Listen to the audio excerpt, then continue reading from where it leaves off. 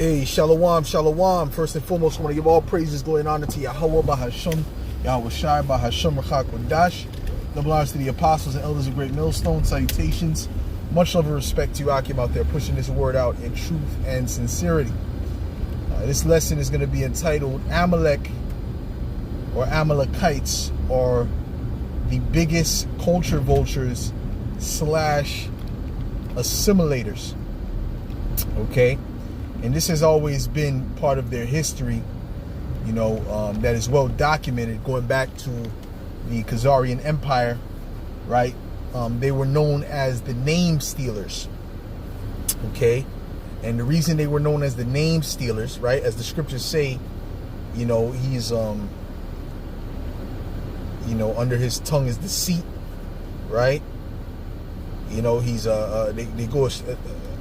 the wicked are estranged from the womb. They go as soon as they be born, speaking lies. So, you know, they have no problem with lying. They have no problem with deception. You know, that's why they were placed on the earth, to be the deceivers, right? Which that's where you get the word devil from. The word devil means deceiver. Okay, that's the actual definition of the word devil, right? So these devils are very, very proficient at deception.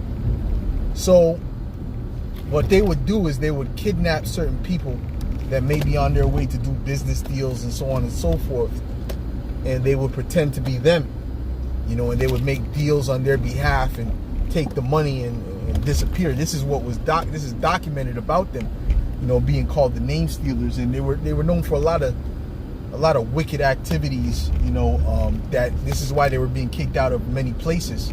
You know, even Napoleon said that they're which, you know, even though he was an Edomite, you know, he was said to have, he basically said that they were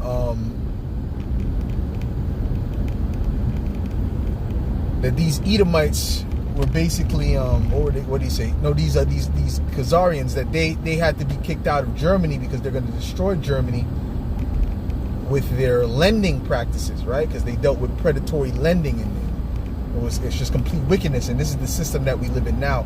So anyways, these things are well documented about their character, right? Now, coming to present day, right? They're constantly amongst Jake. They're always around Jake, and they know how to assimilate amongst Jake. Okay, you got this guy Vlad TV, right? Matter of fact, if you hear him speak, you wouldn't even know he was an Edomite per se. You wouldn't even know, because you kind of hear him. He kind of has the voice of a Jake. You know, he knows hip hop. He knows this and that. You know what I'm saying? He knows the history and so on and so forth, because he's assimilated himself into Jake culture, and they're good at doing that. They're very good. They know your lingo. They know what you like. You know, they know the history of your so-called heroes and so on and so forth. So they're really very well. They know how to study a people, you know, because, you know, that's what they do. You know, that's what they do. That's part of the art of war, is knowing your enemy, right? And they definitely know their enemy. And you Israelites are their enemy, right? Don't get it wrong, because going back to the time of King David, you had a particular Amalekite, right? A particular Edomite. I don't know. I'm not sure if it said he was an Amalekite. A particular Edomite, but it could have very well been an Amalekite. But he was an Edomite, right? I know for sure he was an Edomite. He came to King David, knowing the beef that King David had with Saul, knowing the war that they had together, right? And he said that Saul, when that was a lie, but he was trying to gain favor with King David, thinking that King David would put him up in a particular position, right? So this is how they move, right? Going back, also Haman, the Edomite, which Haman was actually an Amalekite. Haman, for sure, I know, was an Amalekite. Haman, right? Now Haman, what did Haman do? He was able to assimilate himself into the Persian culture.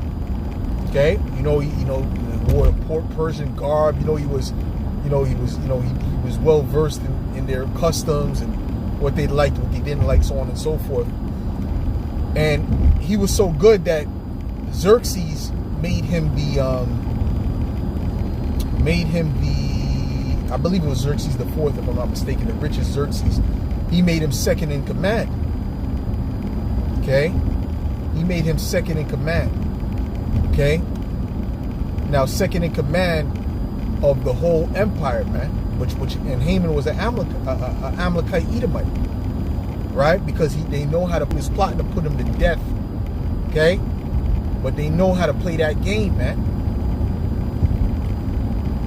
So you might even see an Amalekite that you might, oh yo, you might be a Jake, yo, you listen to hip. That's how just how Amalek operates. Okay, they're very good at that. They're chameleons. All right, that's something that I noticed.